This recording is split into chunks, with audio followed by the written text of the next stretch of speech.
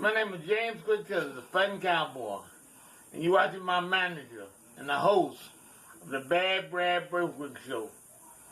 Forget about it. Hi, this is Ray Boom Boom Mancini, and you're listening in to the Bad Brad Berkwitt Show. Now, Brad's told me he's won many accolades for this interview show. I haven't seen any. And he's told me he's world-renowned for his interview style, his charming personality. I doubt that. And he told me he can get anybody on his show because everybody wants to do it. I don't. So, Brad, at this point, this is where you want me to say your stupid line, right? But I'm not going to say it. I keep telling you I'm not going to say it. So, until then, listen in to the Bad Brad Berkwitt Show. And Brad, do the right thing. Just do the right thing. Hey, fight fans, this is Bobby Hitz. You're watching the Bad Brad Berkwitt Show. Wait, hang on. Hello. Yeah, Boom. Yeah, I'm over here. He wants me to say it. I'm in the guy's house. What am I gonna do? Boom, please don't be upset with me. I gotta say it. No, I'm not gonna say that. No, I can't say that either. Oh, come on, forget about it. This is Jack the Kid Callahan, and you're watching the Bad Brad Berkwitt Show. Forget about it. I'm Jimmy Holmes, the fighting school teacher, and you're watching the Bad Brad Berkwitt Show. Forget about it. Hey, my name is Jim Belanda, and you're watching the Bad Brad Berkwitt Show. Forget about it. Hello there, this is Carlos the Force Tide, and I hope you're watching the Bad Brad Berkwitt Show. Forget about it. Ladies and gentlemen, you know him as the man with the fedora, the pinky ring, and the New York thing. You know him for his catchphrase, forget about it. You know him as the author of the world-renowned book, Boxing Interviews of a Lifetime. You know his snazz, you know his jazz, you know him for all that pizzazz. When it comes to boxing commentary, he does the most. Without further ado, here's your host of the Bad Brad Berkwitt Show, Bad Brad Berkwitt. How did all these people get in my room? Hey folks, we're back with another episode of the Bad Brad Berkwitt Show. And I want to thank everybody so far that's come on. We have another guest I'll introduce in a minute that everybody said, you got to get this guy on. Little did I know, he's a little bit Pat Cooper, who's on the wall back here. A little bit Shecky Green from Vegas. Everybody knows who Shecky Green is. And he's a hell of a lot of Don Rickles. He's hilarious. We've been going back and forth off camera. I may have him do stand-up for 10 minutes. This show will go viral. But I got to say, I always appreciate when people show us kindness. And he walked in without me asking, and he brought this beautiful fedora. Stacey Adams, so the man's got taste. He's not cheap either, because these Stacey Adams, I got Stacey Adams shoes upstairs, which I love this fedora. I'll probably wear my next show. He brought Deb. This says HBC. He told us it stands for Historic Black College. But then I turned it around and it says Hammond Boxing Club. But no, and we appreciate that too. Very nice. I want to welcome him to the show, Dennis Hardesty. There you go. You're a comedian, you're a funny guy. You're a funny guy. Appreciate it, Bad Brad. You're very, very funny. Let me put this over here. How was your drive over? Oh, very good. Everybody got out of my way. Everybody got out of your way? Yeah, I drive pretty fast. I'm doing this. I'm coming off the camera and I'm not supposed to do this, but it's my show. I'm still okay where I'm at? Okay, good. You're coming from where? Robertsdale, Hammond. Hammond, okay. You know, I had Jack on. Jack and you go way back. Right. You were so nice with the gifts. I got, hold on, let me cross off. Jack said this, no, can't say that. Yeah. Edit that out. Yeah. Kenny and Gotti said, edit that out. Get it out. Can't edit that out. You came in so nice. Can't say this bad stuff. Well, that was the purpose. I don't like it. Yeah. Well, that's why I did it. Exactly. We talked a little bit before you came on, and we talked a little bit before we scheduled the show. You said you retired from boxing training around 2009. Was that pretty close? Yeah, trainer and manager, no more. Okay. For the newer viewers, and we always talk to the newer viewers because everybody around here knows you. You know, there's folklore about you, and there's legendary stats and all that great stuff. And lies. And lies, exactly. some of the fighters that you worked with in the Northwest Indiana area are? Jack Callahan, Marty Jakubowski. My very last one was Amy Uradovac. I talked to her. My last trip was with Ruben Galvin. Okay. Started out in my gym. To Kazakhstan, was that your last one? Yep, Kazakhstan. Okay. And Gary Kirkland, Eric Jakubowski, you name it, they were in and out of my gym. I can't remember them all, to tell you the truth. Okay. Now, your gym is Hammond Boxing Club? Yeah. Was it always Hammond Boxing, or were you anywhere else? No, I had the Whiting Boxing Club for 27 years. Okay. And I think Ruben mentioned Whiting. Now, is that still around, or is that no longer there? No, no That's longer gone. there. Yeah. Okay. Outside of the boxing training, did you have a full-time gig, or did you have? I always did. Sometimes I worked 2 jobs. I worked 1 job. So you got to wear a million hats in boxing. You know that. And of course I worked. Okay. What type of work did you do? I heard you were a stripper. Is that true? Is that a lie? Yeah, when I broke the pole. I fell down and I killed a couple people. But no, I worked at Stanley and Hammond. We made parts for trains. Okay. And gondola sites and stuff. And worked there for a while. And I worked at Gary Kirkland's dad's lumber yard for a while. And was salesman here and there for a trucking company. And okay. To just about everything. You born and raised this area? Yeah. And then my last job was with the city of Hammond. Okay, what were you doing as far as? I was building manager there for the Gene Shepherd Center, and then I went on to manage the boxing club for the mayor. Okay. If you would, Deb, can we do a pan on these pictures, because they're great. You brought them. Tell me when you're ready. Okay. So the first one we know is the hilarious Tex Cobb. It was great. What a character. Tell me a story about this picture. That picture there was taken in Missouri, and it was very interesting. That we got in a fight with some guys on the way out, and Cobb was the lead dog in the hunt, that's for sure. But this guy, his manager came up and said he wanted to fight Cobb. And so Joey, Cobb's manager at the time, said, "Hey Randall, you want to fight this guy? We can do it outside if you guys can get $1,000. So the guy said, yeah. So we all walked out, but the guy got too close to Cobb, and pretty much the end of the story. But and I'll tell you something real cool about the guy too. I was leaving his room at the hotel afterwards, and there was 4 kids coming down the hallway, and one of them says, "Hey, where's Tex Cobb at?" I said, "Hold on a second." So I opened the door. I said, "Man, there's some guys out here, some kids out there that want to talk to you. You want to meet them?" He said, "Yeah." He spent about an hour with him, signing on the bed. They're all sitting around. I believe it. Yes, and where everybody else is partying. Wow. I believe it. I mean, I've heard nothing but hilarious stories about him. Seen, it was great. I never met him, but we know he got a shot against Larry Holmes and retired Howard Cosell from commentating. But he was great in Uncommon Valor. He was great in Raising Arizona. He was in Ace Ventura. He was a good actor. Yeah, he was a good actor. In fact, I remember him on an episode of Miami Vice. Really? He was Mark Breland's trainer. Mark Breland played a fighter. Long, big stretch there. Right. And Tex was his trainer. Okay, in the middle you got the big man who's on my wall too. Big George Foreman. Tell me about that picture. Well, Fred Burns led the way of getting him here, and he canceled 4 places, and Hammond was one of them, because he's going to have his last kid or something, his wife was. But named George. Yeah, and I met a guy named Cook.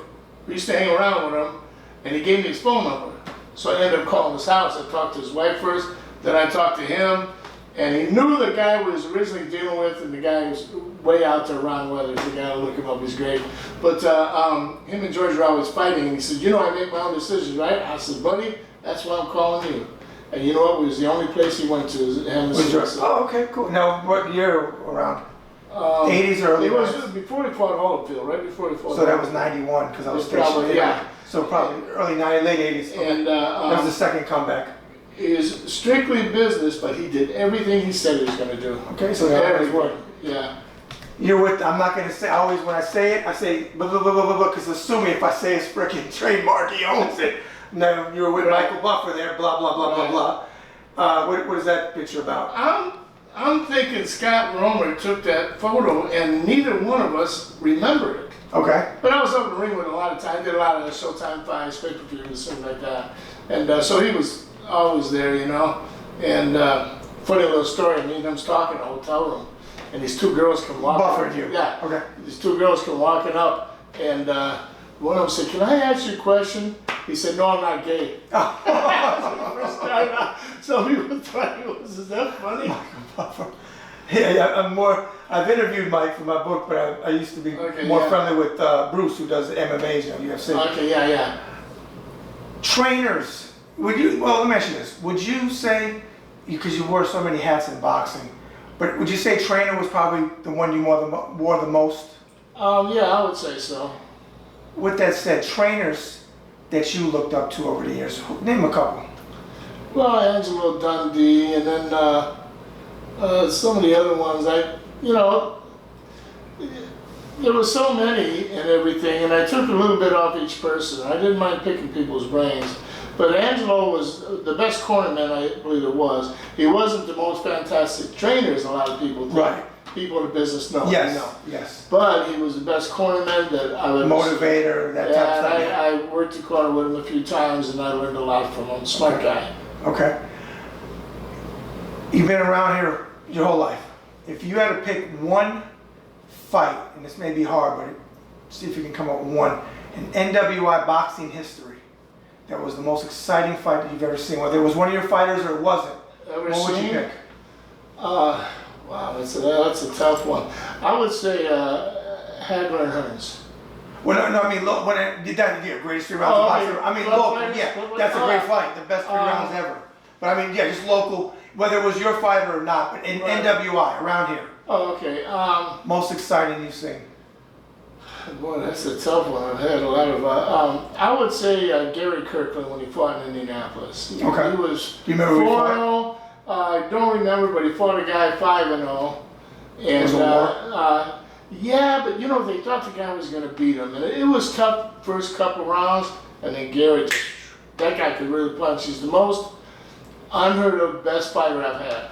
Now, were you cornerman for Gary when he fought Camacho? Yeah. Okay. Now, where was that fight at? I remember, but I don't know. Was it Connecticut? Was that an ESPN fight or? Yeah, it was on TV, and sure. I think it was ESPN. Okay. And I was kind of mad about that because I had a doctor in my corner and everything else with me. He could see okay, and they're claiming that I should have stopped the fight earlier, but that was Gil Clancy. He didn't last for long after that because he would put down the opposite corner of the champion all the time. Known for that. And it bothered me at first, but I figured out that's him. He's got a problem. Now, I remember seeing the fight. I don't remember it well, but was it competitive?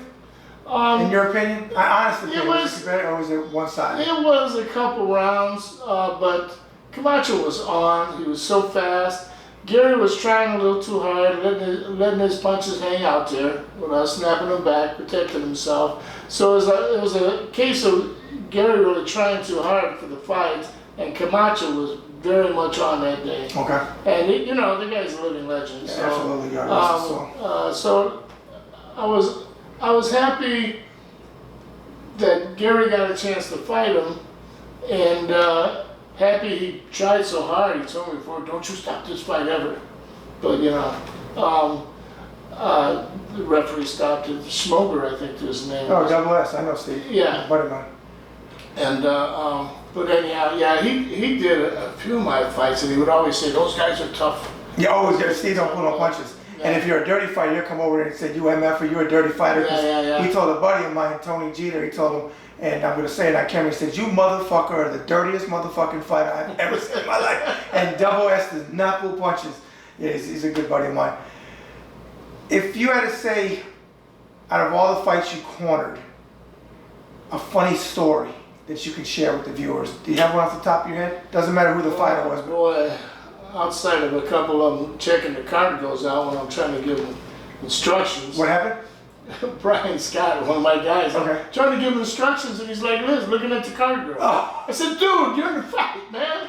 But there was a lot of little things, funny things that happened. I can't tell you how many times I've been spit on when they missed the bucket. Missed the bucket, But it happens to everybody. Right. So if you're not willing to take a hacker now and then, you ain't good.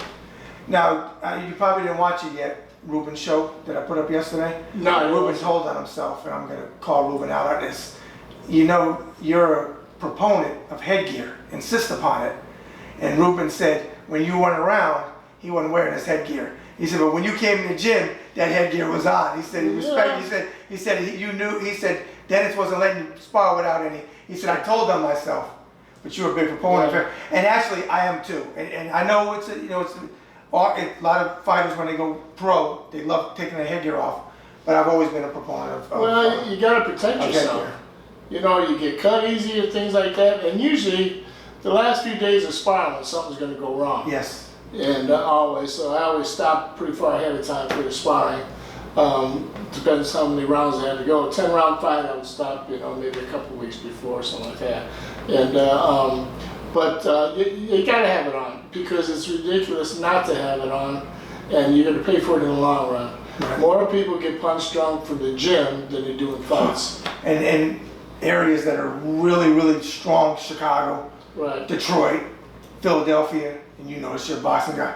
And I was telling Debbie this, you sometimes have fighters that they leave it all in the gym. Their wars in the gym are harder than their wars in the ring. And people don't understand what happened. They were getting murdered in the gym. They were sparring with monsters in there. Right. Out of all the years that you've been doing NWI boxing, is there something that's better today or worse that you like to say go back to the old days, or you like it better today from your eye? Well, some of the promoters are not paying much at all to the fighters. That bothers me. I think you still got promoters that are trying to put on fights and dealing with the venues and stuff like that. I do like that. So you have a lot of that. And boxing's so repetitive in the business and everything else that they're doing a lot the same. But I don't know. I miss being involved, and I can't speak on too much what's happening now locally, but I know a few people put on fights. They're having a McBride Hall, and I think some people are trying to work with the Civic Center to put something in there. And so I do like that. I do miss all the shows we had at the Civic Center. Right. Fred Burns was the biggest promoter. Where's Fred today? He's in Indianapolis. Okay. Gotta get him on the show. Yeah, I know everybody's been mentioning Fred. I don't know him personally. I think I'm a Facebook friend. I know the name. And another guy was with Pete Susans, I think was another guy. Yeah. So is he still He's alive? with Top Rank. He's with Top, right. Is he still with Top? Yeah. Well, Sean now has Manny Pacquiao doing stuff for Manny. Right. Sean's all over the place. But you still involved with him in Boston Club, or you kind of just I go there. I just go there. I haven't done anything in quite a while, but I can't stay away from the gym. I go to watch some sparring. Sometimes people ask me for advice, fighters or whatever, and I swap a few stories with some of the coaches and everything. And I like to see these young coaches coming up, these young trainers, and they're training a little bit different than I did, but it's working for them. A lot of them are letting their fighters switch from left hand to right hand a lot, but we didn't do it that much back in the day. It was kind of rare, but they're getting results. My son, he does some of that. My son's a coach in Omaha. Okay. And he's a good trainer. But he does some of that. And I told him, yeah, Chris, his dad, he's winning. Yeah. So what are you going to do? So they do a few things different and everything. But I do like watching the trainers come up and see how they can help a fighter, that couldn't barely hold his hands up, to learn how to protect themselves and hit back. So.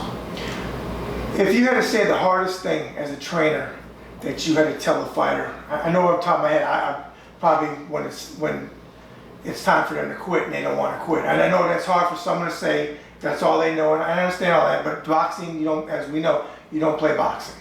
I try to tell the people out there, you don't play boxing. You play soccer, you play tennis, you play basketball, you play baseball, you don't play boxing. What is the hardest thing, and I don't need to know who it was, what's the hardest thing you ever had to tell one of your fighters as their trainer? I had to word it in a different way, that they didn't have it. Quit.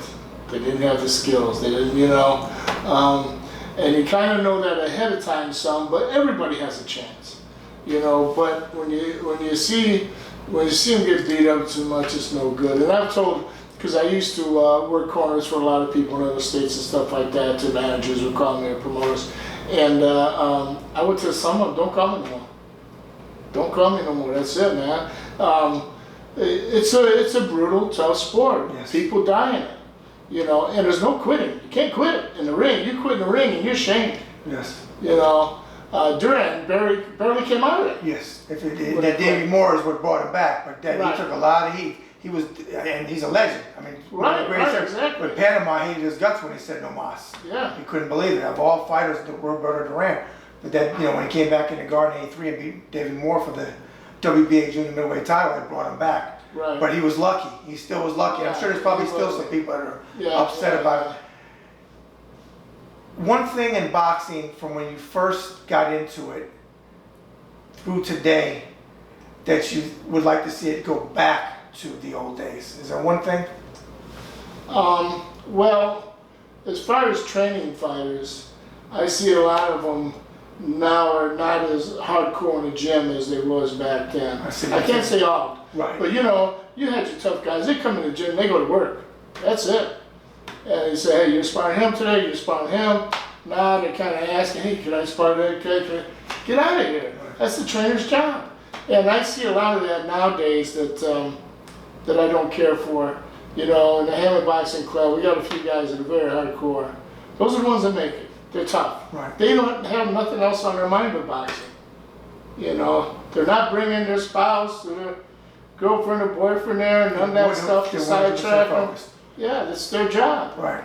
And you know, and you can say that in life, because it's a you know, everybody says this generation, that generation, this generation.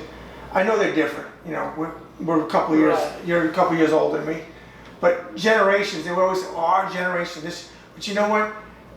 Yes, there's difference in generations, but you still have individuals in every generation. There, maybe you want to say throwbacks or whatever. That they have their work ethic, whether it's in the gym, whether it's in life, whether they come on your job, and whether you was when you were selling stuff or whatever job you had or working for the city, where they come in hard chargers.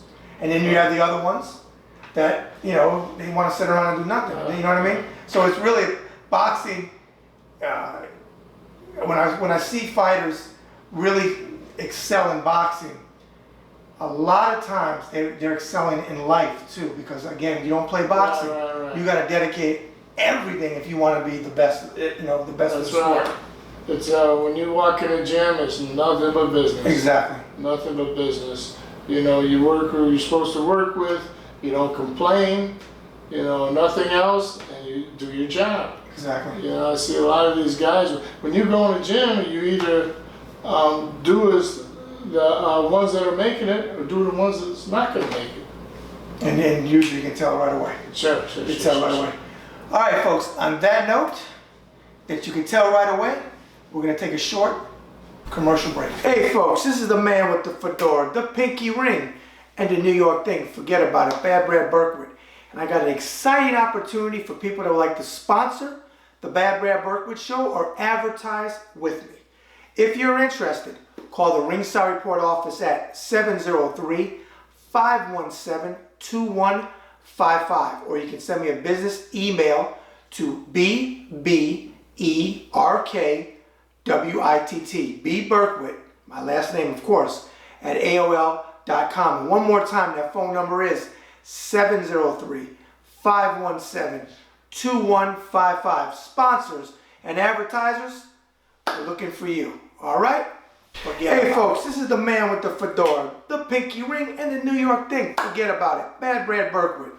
And what do Gene Fulmer, Aaron Pryor, James Quick Tillis, Davey Pearl, Joey Bishop, Al Martino, Jerry Vale, and Roy Jones Jr. all have in common? Well, they are some of the many interviews in my boxing book, Boxing Interviews of a Lifetime. Now, if you would like to pick up a copy of this book, go to authorhouse.com. Again, that's authorhouse.com. And if you would like it personally autographed, all you have to do is pay postage and handling to St. John, Indiana, back to your location, and I will sign it the way you would like it, or I can put a personal description that I think you would like in it. All right? Forget about it. Hey folks, this is Bad Brad Berkwitt, and I'm the personal manager for James Quick Tillis. Now, a short little bio on him. On October 3rd, 1981, he faced Mike Weaver for Mike's WBA Heavyweight Championship of the World and went 15 rounds. Dropped a close decision to him. Fast forward to May 3rd, 1986, when James Quick Tillis took on a then young Mike Tyson, who was 19-0 with 19 knockouts. Quick took him the distance, and he was the first man to do that, and he laid the blueprint that Buster Douglas would take 4 years later and wind up beating Iron Mike Tyson.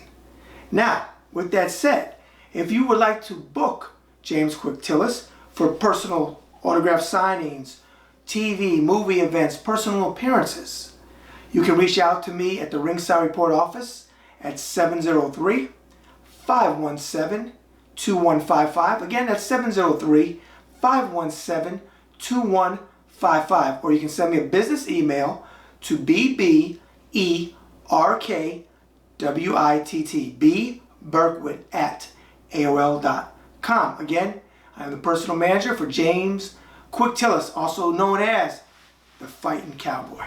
Forget about it. All right, we're back with Don Rickles' long-lost brother, Dennis Rickles Hardesty. You didn't know it, but he's playing this weekend, or next weekend I should say, this already Sunday. I'm going to be his manager. He's doing improv. I'm going to get him a couple gigs because he's hilarious. But I can't get him to do it on camera yet, but I will. Just give me time. All right. You're asking serious questions. Yeah, what well, am I supposed to do? I want you to throw in some humor now. Don't argue with me in front of the camera. I have to. All right. See that already? Look, exactly. See that? It's your See, show. it's just like that. All right. I'm going to throw some fun questions at you. First thing off the top of your head, like that. Like, First thing on top of my head, just like that. I would say walking in the gym. There you go. Walking in the gym. Look forward to it. Favorite fighter of all time? Favorite fighter? I'd have to say Marvin Hagler. Great one. Well, before my time, Sugar Ray Robinson, of course. Oh, the greatest of all time. What's his real name? Don't know that one. Walker Smith. Really? I would have never guessed that. He was faster than Sugar Ray Leonard and hit much harder. And he was poetry in motion. He was cleaner than clean. Yeah. And to me, he's the greatest of all time. I know they say Ali, but Sugar Ray Robinson is the greatest of all time. Let's go back to Hagler for a second because I love Hagler. I met him in Italy when I was stationed over there during the war. If you had it, you're probably going to say, I'm going to make an assumption, you're probably going to say Hagler Hearns. But would that be your favorite Hagler fight, or do you have a different one? Hagler, Vito, Anafermo. He was robbed the first time. There was no draw. There was no draw. He made up for it and destroyed Vito the second time. And I like Vito, I know him. Yeah, that was a good fight. There's a few of them. I actually thought he beat Leonard. He had the most effective punches, I felt. And then Professional Ram is the most effective punches, and he had them. But it was a real good fight.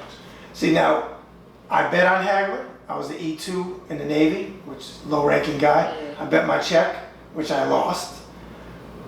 But I've always scored that fight 7-5 for Ray.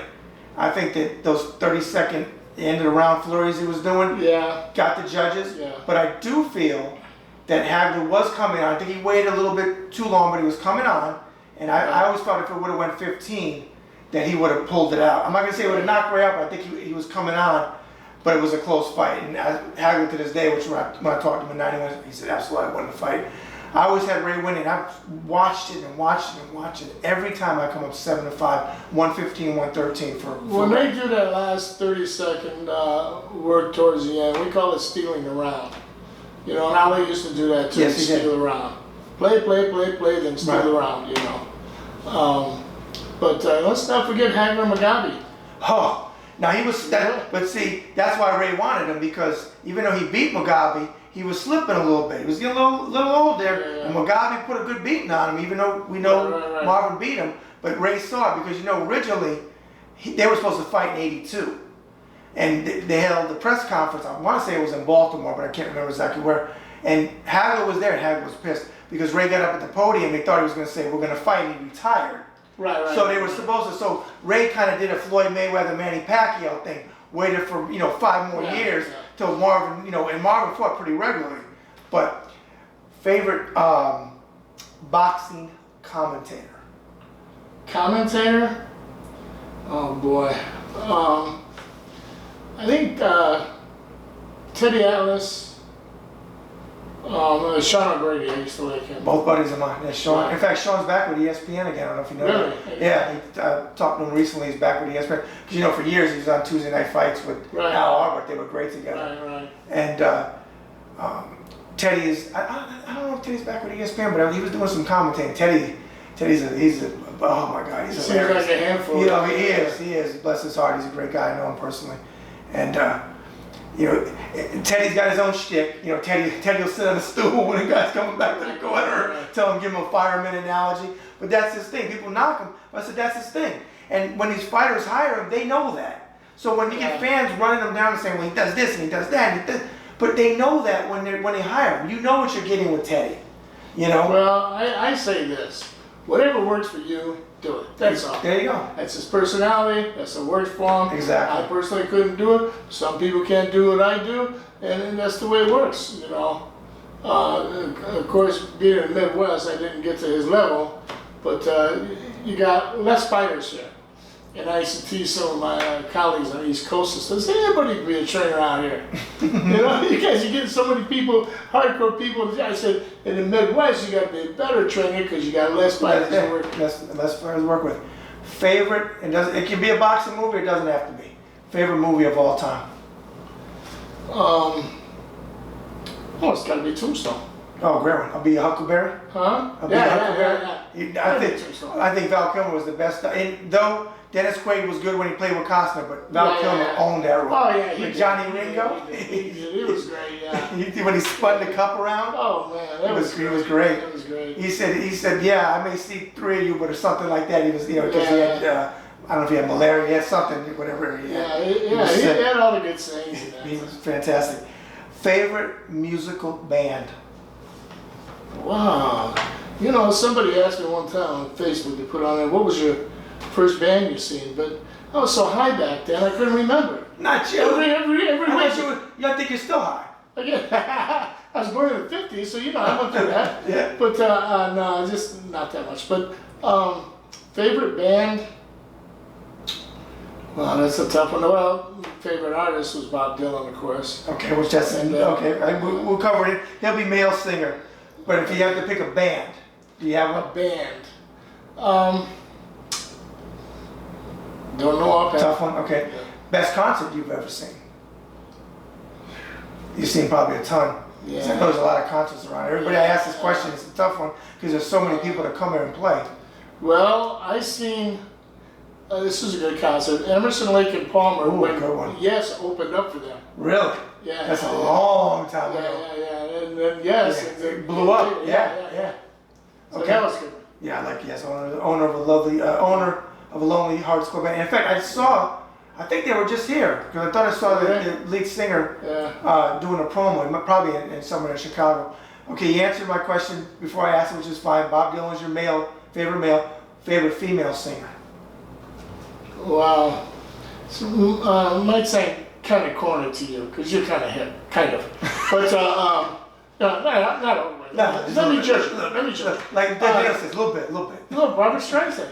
I love Barbara Streisand. Do you? Yeah. You're not a Saturday Night Live guy, are you? No. Okay, because they used to. No, I'm funny. Wait for me. There he goes. We knew we get a little zinger in there. Okay, favorite Barbara Streisand song? There was so many. There were so many. Pick one off the top of your head. I can't put one on the top of my head. You asked me a question, you want me to think fast. Just like that. Tell the gerbils to get on the treadmill and think. Did you like her in Star is Born with Chris Christopherson? Yeah. That was a good one. That was good. That movie got panned, but I love that movie. Yeah, she was a good actress too. Yeah, she I don't know why she didn't do more. Very, very talented. Favorite, this is a tough one, song. You got a favorite song? Yeah, The Man in Me by Bob Dylan. Okay. A lot of people don't know that song. I don't know that song. You got that one. It's a good song. Give me a line from it. Man in me will do nearly any task. As for compensation, there's a little he will ask. That's got to be a 60s song. Takes a woman like you. I'm not saying a woman. A woman like you to bring out the man in me. Yeah. Is that 60s? Sounds like a 60s song. Probably, yeah. Okay. I like that. Yeah, it's got to be. Okay.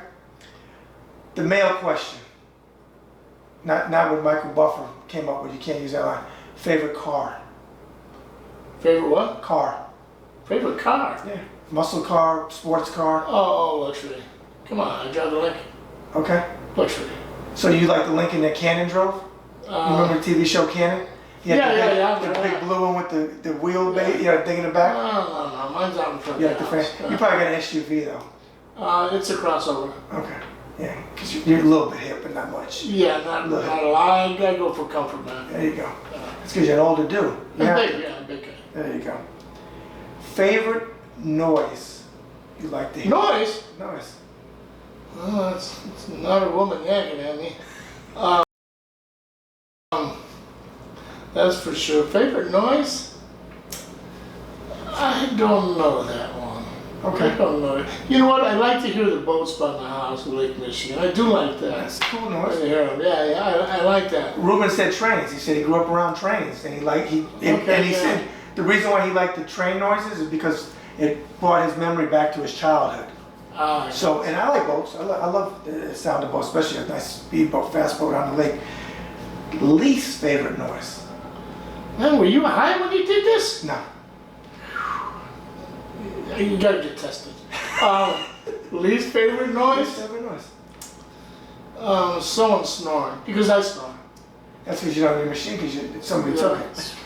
Slept till that on there. All right. Favorite food? Favorite food? I can't eat much of it anymore, but it's Mexican food. Okay. Oh my God. What dish? You got a certain dish? It's a bistek combination. It's chopped up with peppers and a little bit of jalapeno. It's spicy? Pepper. Yeah, spicy. I love spicy. Yeah. I can't do spicy. Favorite vacation destination? Where do you like to go? Well, I just went to the Philippines, and that's probably my favorite so far. Okay. And I'm going back, so I love it. How many hours is that from here? Flight? 22 hours, plus a couple of layovers. Okay. If you could meet one person from any time in history, any person, who would you like to meet, and what would your first question be for him?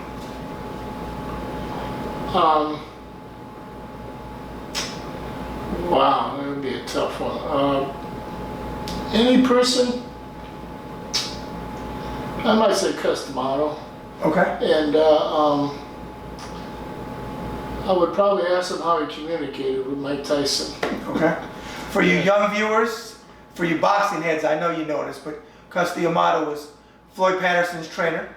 He was Mike Tyson's trainer, and unfortunately, Cus passed away before Mike fought Trevor Berkwitt in '86, and that's when Kevin Rooney took over. Kevin was training him too, but Cus was really his mentor. I think Mike changed a lot when Cus died. I think it really affected him mentally. Sure. I know Kevin was good for him. I don't think he ever should have fired Kevin at that when he did. Right. But Cus was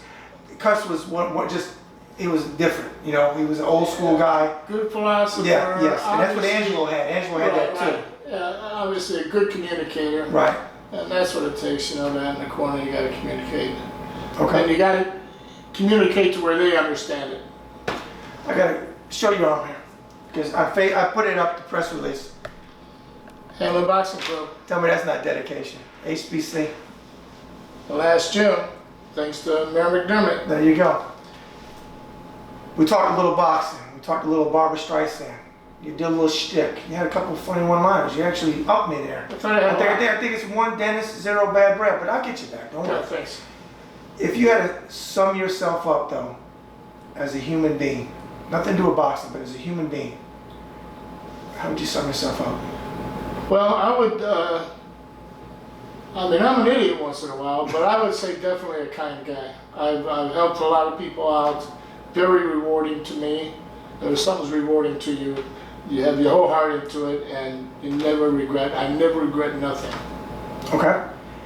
Final question. If you have one, what is the saying you live your life by?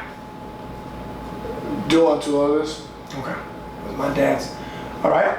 What I want to do before we close out is I want you to look at the camera, and to all the people that followed you around here over all the years, fans, friends, family, shoot them a message. Well, I can say this. I appreciate everybody. that was with me along the way. I think you're great people. There's nothing like neighborhood people trying to make something of themselves, and that's just me, a neighborhood kid like everybody else. Okay. Thank you, Bad Brad. I appreciate you coming on. Got it? Another great guest. Thank You you. got a great sense of humor. I appreciate the gifts. I really do. That was very kind All of you. right. And folks, that's another Bad Brad Berkwitt show in the can. And as Frank Sinatra sang so eloquently, so long ago, the best is yet to come. Bad Brad out.